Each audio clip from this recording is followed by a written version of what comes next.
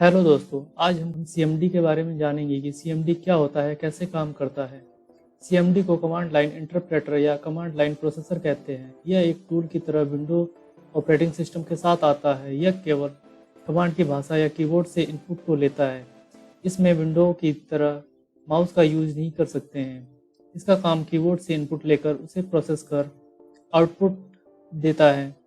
यह इतना powerful tool है कि जिसका उपयोग प्रोग्रामर प्रोग्रामिंग में तथा कुछ खास प्रोग्राम को रन कराने में करते हैं।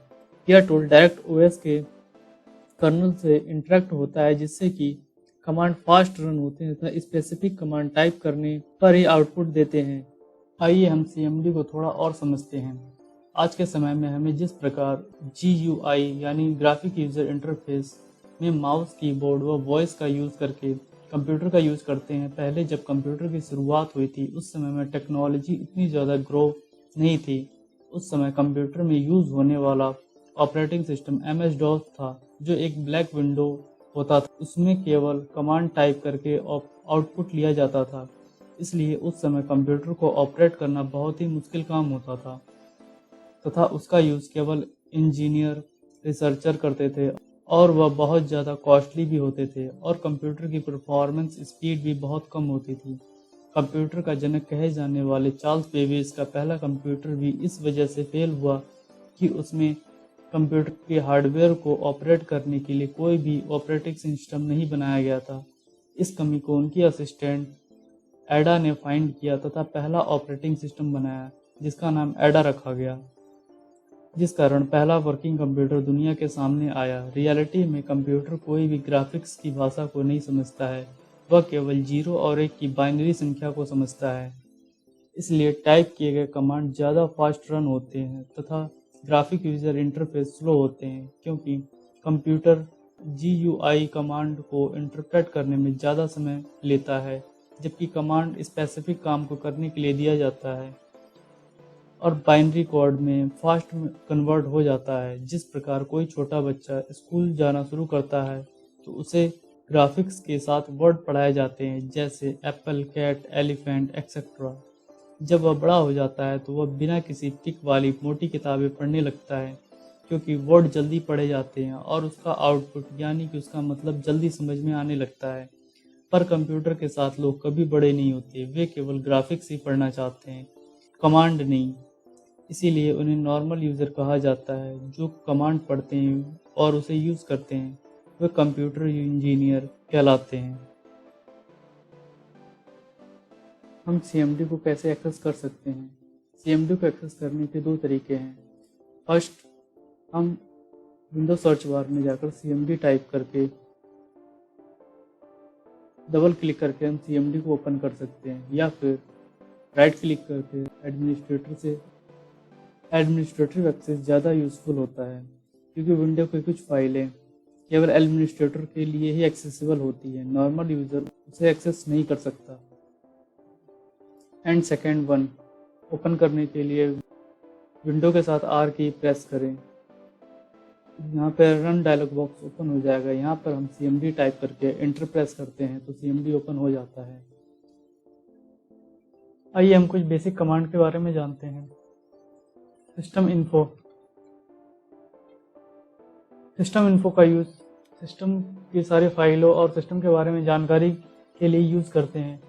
इस कमांड के द्वारा हम कंप्यूटर में अवेलेबल सारे हार्डवेयर और सॉफ्टवेयर का इंफॉर्मेशन निकाल सकते हैं, जैसे मेरे कंप्यूटर का नाम क्या है, OS का नाम क्या है, OS की मैन्युफैक्चर कंपनी का नाम क्या है, और प्रोसेसर, यूज़र नेम,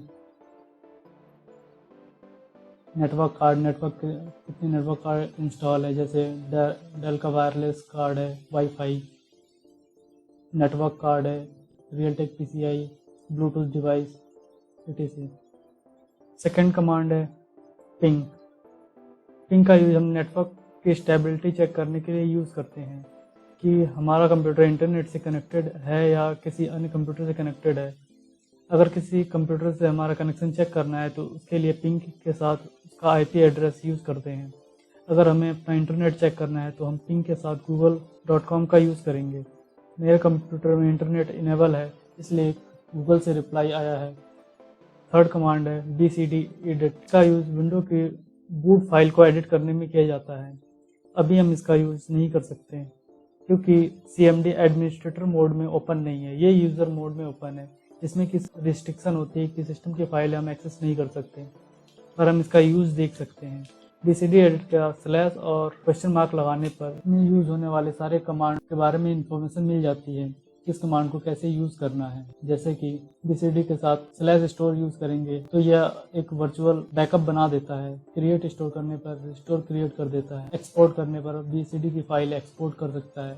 इंपोर्ट करने के लिए हम किसी अन्य इमेज फाइल से बूटिंग फाइल को इंपोर्ट कर सकते हैं। यदि सिस्टम में ज़्यादा ही कमांड शो होने लगती है या फिर ज़्यादा आपका स्क्रीन फुल हो जाता है तो उसको क्लियर करने के लिए हम cls कमांड का यूज़ करते हैं। इससे स्क्रीन क्लियर हो जाती है। mkdir इस कमांड का यूज हम फोल्डर बनाने के लिए यूज़ करते हैं। कमांड की भाषा में हम डायरेक्टरी कहते हैं। जैसे कि हेलो नाम की डायरेक्टरी बनाना है तो हम इंटर करेंगे। अगर चेक करने के लिए हम dir कमांड का यूज़ करते हैं। ये सिस्टम अवेलेबल सारे डायरेक्टरी को शो कर देता है। जैसे कि यहाँ पर हेलो नाम का फोल्डर क्रिएट हो चुका है। इस फोल्डर में जाने के लिए हम cd कमांड का यूज करते हैं। cd और फोल्डर का नेम हेलो। यहाँ पर वो हमारे करंट डायरेक्टरी को शो कर रहा है, जैसे कि हेलो, मैं हेलो के अंदर हूँ। यहाँ पर कोई टेक्स्ट फाइल क्रिएट करने के लिए हम कमांड का यूज करते हैं कॉपीकॉन और फाइल का नाम। यह फाइल क्रिएट हो गई। इसके अंदर अगर हमें कुछ टाइप करना है तो हम यहाँ पर टाइप कर सकते हैं।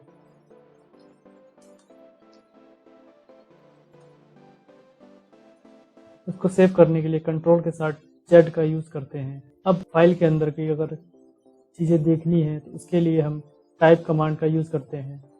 टाइप स्पेस फोल्डर का नेम वर्ल्ड।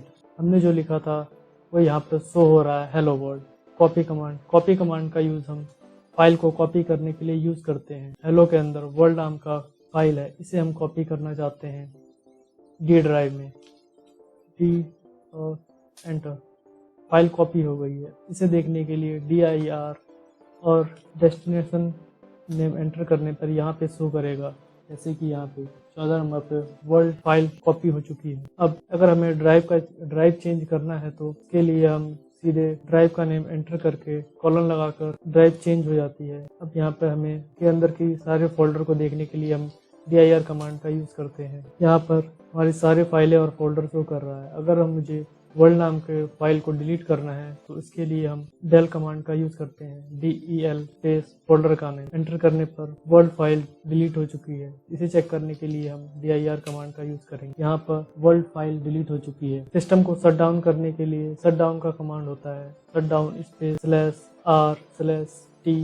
/r/t/0। इस कमांड का यूज सिस्टम को रीस्टार्ट करने के लिए किया जाता है। आप ऐसे समझ सकते हैं, शट डाउन /r का मतलब सिस्टम को रीस्टार्ट करना है, /t का मतलब टाइम देना है कि हमारा सिस्टम कितने मिनट के बाद बंद हो। मैंने 00 किया है, इसका मतलब कि तुरंत ही बंद हो जाएगा। अगर हम यहाँ पर 1 सेकंड का या 5 सेकंड का टाइम देंगे तो ये 5 सेकंड के बाद सिस्टम रीस्टार्ट होगा। अगर हम यहाँ पर s कमांड का यूज करेंगे तो सिस्टम शट डाउन हो जाएगा। r कमांड में रीस्टार्ट होता है, s कमांड में सिस्टम कम्प्लीटली शट डाउन हो जाता है। /t/00 इसका यूज करके हम सिस्टम को शट डाउन कर सकते हैं। और cmd से बाहर आने के लिए या तो आप यहाँ से कट कर सकते हैं या यहाँ पर एग्जिट कमांड टाइप करने पर एग्जिट किया जा सकता है। आने वाले वीडियो में हम कुछ बहुत ही यूजफुल खास कमांडों को यूज करने के बारे में आपको बताएंगे, जिसका कि विंडो में काफी अहम रोल होता है।